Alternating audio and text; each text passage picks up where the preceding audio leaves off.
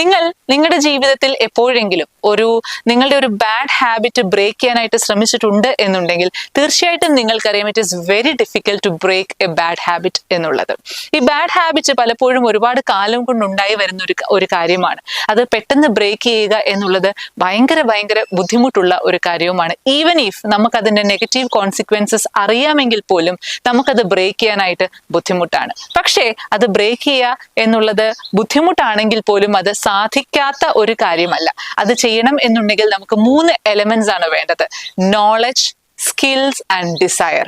Knowledge എന്ന് പറഞ്ഞാൽ നമ്മളുടെ ബാഡ് ഹാബിറ്റ് കാരണം ഉണ്ടാവുന്ന ബുദ്ധിമുട്ടുകളെ പറ്റിയിട്ടും ഉള്ള നോളജ് നമുക്ക് ഉണ്ടാവുക. സ്കിൽസ്, അതിൽ നിന്ന് ബ്രേക്ക് ചെയ്യാനുള്ള സ്കിൽസ് നമുക്ക് ഉണ്ടാവണം. അതുപോലെ അത് ബ്രേക്ക് ചെയ്യണം എന്നുള്ള ഡിസയർ, ആഗ്രഹം, അതിയായ ആഗ്രഹവും നമുക്ക് ഉണ്ടാവുക. അതിയായ ആഗ്രഹം എന്ന് പറയാനുള്ള കാരണം it's very difficult to break that habit. പക്ഷേ നല്ല ആഗ്രഹം